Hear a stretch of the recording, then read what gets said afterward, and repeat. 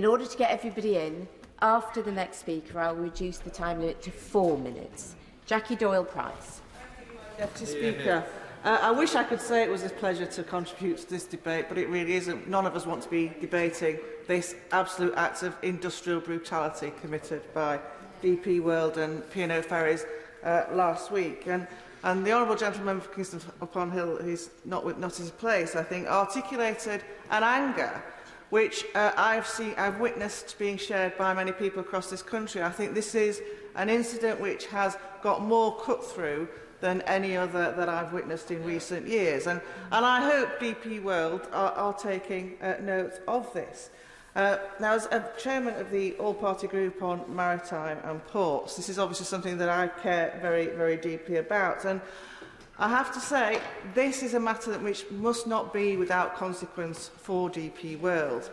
And whilst I fully was very pleased to hear the robust messages from the dispatch box from my right honourable friend, the Secretary of State, I fear that DPWorld have got their ducks in a row legally, and I fear that the threats of criminal prosecution will be rebutted quite robustly, which is why we must make sure that we use all tools at our disposal to take action to make sure that there is some punishment for DPWorld for taking this action. And that means DPWorld as well. You know, this was a decision taken in Dubai, and the subsidiary companies cannot claim that it's nothing to do with them.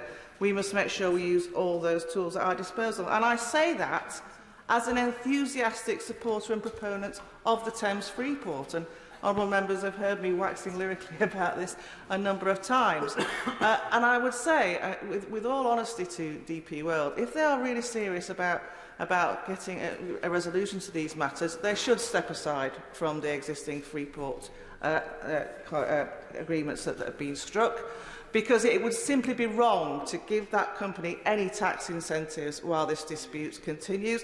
I associate with my name with the calls to have the workforce reinstated.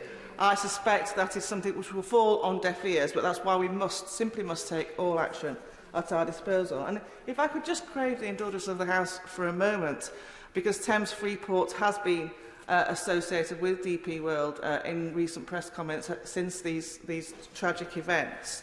You know, Thames Freeport is not just DPWorld. Thames Freeport is Ford Motor Company.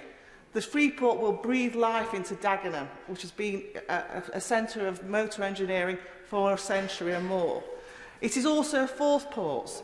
So while DPWorld have been marching around Whitehall demanding everything left, right, centre and concession after concession, Forth Ports have been quietly operating its ports in Scotland and its port in Tilbury without asking for these favours.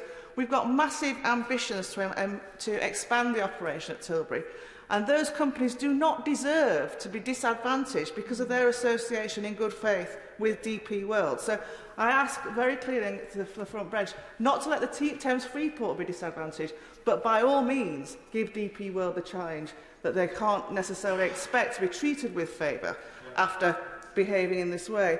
I'd also just like to say the other element of the Thames Freeport is the Thames Enterprise Park, which is itself a redundant petrol refinery, the biggest brownfield site in Europe. This is what Freeports are all about. It's all about resurrecting that growth and that regeneration. And frankly, we shouldn't let DPWorld's association with the Thames Freeport undermine the very real objectives that all of us across the estuary wish to achieve there for our maritime sector, which, as colleagues recognise, it is in our DNA.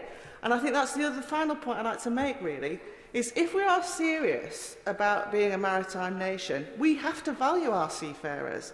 And the truth of the matter is, we've all quietly looked the other way. While shipping costs have been kept low, ultimately our seafaring workforce has been declined and replaced by lower paid overseas workers who are being paid a pittance. This example puts it into stark relief, but we've happily looked the other way because actually, if we don't, it is going to mean that the prices in supermarkets are higher because the shipping costs properly reflect the cost of labour. And at a time when cost of living is a challenge, that's not something we want to tackle. Perhaps Now we will, because we are not going to be a maritime nation unless we let all those people who live, young people in coastal communities, have the ambition to see the world by working in this fantastic industry.